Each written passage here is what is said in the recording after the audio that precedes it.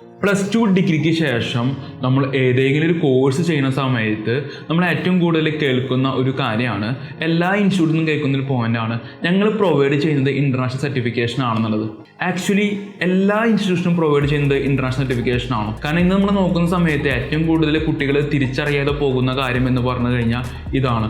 കാരണം പഠിച്ചിറങ്ങിയതിന് ശേഷം മാത്രമേ ആ കുട്ടികൾ മനസ്സിലാക്കുന്നുള്ളൂ ഞങ്ങൾക്ക് ലഭിച്ച സർട്ടിഫിക്കേഷൻ ഇൻ്റർനാഷണൽ അല്ല എന്നുള്ളത്. കാരണം ഇന്ന് നമ്മൾ നോക്കുകയാണെന്നുണ്ടെങ്കിൽ എല്ലാ കുട്ടികളും ചെയ്യുന്ന കാര്യം വെച്ച് കഴിഞ്ഞാൽ ആ കോഴ്സിൻ്റെ പേര് മാത്രമേ നോക്കുള്ളൂ. കാരണം ഫോർ എക്സാമ്പിൾ ഇപ്പോൾ ഹോസ്പിറ്റൽ അഡ്മിനിസ്ട്രേഷൻ ആയിക്കോട്ടെ, ലോജിസ്റ്റിക്സ് ആയിക്കോട്ടെ, ഡിജിറ്റൽ മാർക്കറ്റിംഗ് ആയിക്കോട്ടെ, അക്കൗണ്ടിങ് ആയിക്കോട്ടെ, ഏത് കോഴ്സ് തന്നെ ആയിക്കോട്ടെ, എല്ലാവരും നോക്കുന്ന കാര്യം വെച്ചാൽ ആ കോഴ്സിൻ്റെ പേര് മാത്രമേ നോക്കുള്ളൂ. അതിൽ ഏറ്റവും കൂടുതൽ ശ്രദ്ധിക്കേണ്ട ഒരു കാര്യം എന്ന് പറഞ്ഞാൽ ആ കോഴ്സിൻ്റെ പേരല്ല കേട്ടോ. ആക്ച്വലി ആ സിലബസിൽ ആ കോഴ്സ് പഠിച്ചു കഴിഞ്ഞാൽ എനിക്ക് എത്രമാത്രം അറിവ് ലഭിക്കുന്നു എന്നുള്ള കാര്യങ്ങളാണ് ഒന്നാമതായി നോക്കേണ്ട കാര്യം എന്ന് പറഞ്ഞു കഴിഞ്ഞാൽ. രണ്ടാമത് നമ്മൾ നോക്കേണ്ട കാര്യം എന്ന് പറഞ്ഞു കഴിഞ്ഞാൽ സർട്ടിഫിക്കേഷനാണ്. ഞാൻ ആദ്യം പറഞ്ഞ ആ സെയിം പോയിന്റ്. കാരണം ഇന്ന് കേരളത്തിലെ ഒരുപാട് സ്ഥാപനങ്ങൾ പ്രൊവൈഡ് ചെയ്യുന്ന സർട്ടിഫിക്കേഷൻസ് ഉണ്ട്. പക്ഷേ ഇതിൽ തന്നെ 99% സ്ഥാപനം പ്രൊവൈഡ് ചെയ്യുന്ന സർട്ടിഫിക്കേഷൻസ് ഇൻ്റർനാഷണൽ അല്ല എന്നുള്ളതാണ്. കാരണം എന്താണ് ഒരു ഇൻ്റർനാഷണൽ സർട്ടിഫിക്കേഷൻ? അത് ഏറ്റവും ഇമ്പോർട്ടൻ്റ് ആയിട്ട് അറിഞ്ഞിരിക്കണം.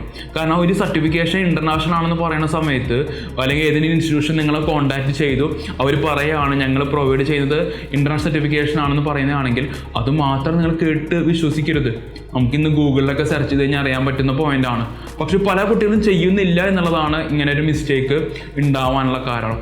നിങ്ങൾ ഏതെങ്കിലും സ്ഥാപനം നിങ്ങളോട് പറയുകയാണ് ഞങ്ങൾ പ്രൊവൈഡ് ചെയ്യുന്നത് ഇൻ്റർനാഷണൽ സർട്ടിഫിക്കേഷൻ ആണെന്ന് പറയുകയാണെങ്കിൽ അടുത്തതായിട്ട് അവർ ചോദിക്കേണ്ട കാര്യമാണ് ആ ഇൻ്റർനാഷണൽ സർട്ടിഫിക്കേഷൻ്റെ പേരൊന്ന് പറയാമോ എന്ന ക്വസ്റ്റ്യൻ നിങ്ങൾ ചോദിക്കുക.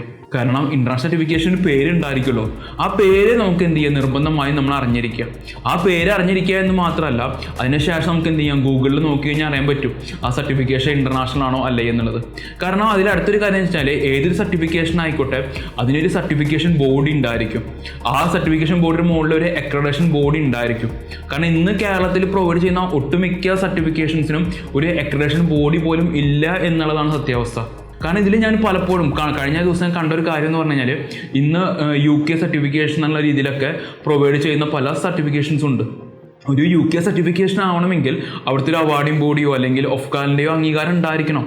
ഇതൊന്നും തന്നെ ഇല്ലാത്ത ഓപ്ഷൻസ് വരുന്നുണ്ട്. അതിനൊപ്പം തന്നെ ഞാൻ ഏറ്റവും രസകരം അറിയാന്ന് വെച്ചാൽ ഇന്ന് വെബ്സൈറ്റ് എന്ന ഓപ്ഷൻ ക്രിയേറ്റ് ചെയ്യാൻ എല്ലാവർക്കും ഈസി ആവുന്ന പോയിന്റാണ്. പക്ഷേ ഒരു വെബ്സൈറ്റ് കൊണ്ട് മാത്രം എന്നുള്ള ഓപ്ഷനിലേക്ക് ആവാതെ ആ സർട്ടിഫിക്കേഷൻസ് പഠിച്ചിറങ്ങിയിട്ടുള്ള അലുമിനീസ് ഉണ്ടോ അല്ലെങ്കിൽ ആ സർട്ടിഫിക്കേഷൻ്റെ ഗവൺമെൻറ് ബോഡീസിന് അപ്രൂവൽ ഉണ്ടോ, ഇതൊക്കെ നമ്മൾ നിർബന്ധമായി നോക്കുക.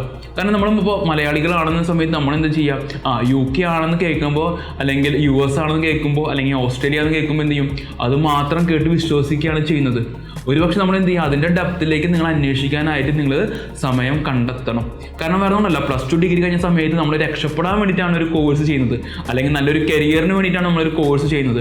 അപ്പോൾ ആ കോഴ്സ് ചെയ്ത സമയത്ത് നമുക്ക് ലഭിക്കുന്ന സർട്ടിഫിക്കേഷൻ വാലിഡ് അല്ല എന്നുണ്ടെങ്കിൽ ഡെഫിനറ്റ്ലി നമുക്ക് ഉപകാരം ഉണ്ടാവില്ല. അതിനൊപ്പം തന്നെ നിങ്ങൾക്ക് അതിൽ പഠിച്ചിറങ്ങിയതിന് ശേഷം നമുക്ക് ഇന്ത്യക്ക് പുറമെ പോകുന്ന സമയത്തൊക്കെയാണ് നമുക്ക് ഏറ്റവും കൂടുതൽ ബുദ്ധിമുട്ടുകൾ ഫേസ് ചെയ്ത് കണ്ടിട്ടുള്ളത്. കാരണം അത് ലോകത്തിലെ ചില ബാക്കിയുള്ള സ്റ്റാൻഡേർഡ് സർട്ടിഫിക്കേഷൻസ് കമ്പയർ ചെയ്യുന്ന സമയത്ത് അതിൻ്റെ വാല്യൂ എന്ന് പറയുന്നത് ചിലപ്പോൾ പെത്തറ്റിക് ആയിരിക്കും. കാരണം ഇന്ന് ഇത് പലപ്പോഴും കാണുന്ന ഒരു ഓപ്ഷനാണ്, ഇന്ന് ഏതെങ്കിലും ഒരു സ്ഥാപനം ഏതെങ്കിലും ഇൻസ്റ്റിറ്റ്യൂഷൻ ആ ഇൻസ്റ്റിറ്റ്യൂഷൻ്റെ പേരിൽ ഒരു സർട്ടിഫിക്കറ്റ് തന്നു കഴിഞ്ഞാൽ അത് സർട്ടിഫിക്കേഷൻ വിളിക്കാൻ പറ്റില്ല.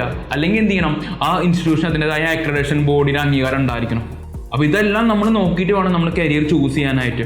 കാരണം ഇങ്ങനെ ഒരു മിസ്റ്റേക്ക് നിങ്ങൾക്ക് ഉണ്ടാവരുതേ എന്നുള്ളത് കൊണ്ടാണ് ഇങ്ങനെ ഒരു വീഡിയോ നമ്മൾ ചെയ്യുന്നത്. കാരണം ഏറ്റവും ഇമ്പോർട്ടൻ്റ് ആയിട്ട് നമ്മൾ ശ്രദ്ധിക്കണം. കാരണം കോഴ്സുകളെല്ലാം ഇമ്പോർട്ടൻ്റ് ആണ്.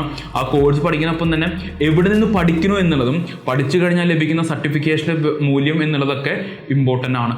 അതൊക്കെ നിങ്ങൾ ശ്രദ്ധിക്കുമെന്ന് വിചാരിക്കുന്നു.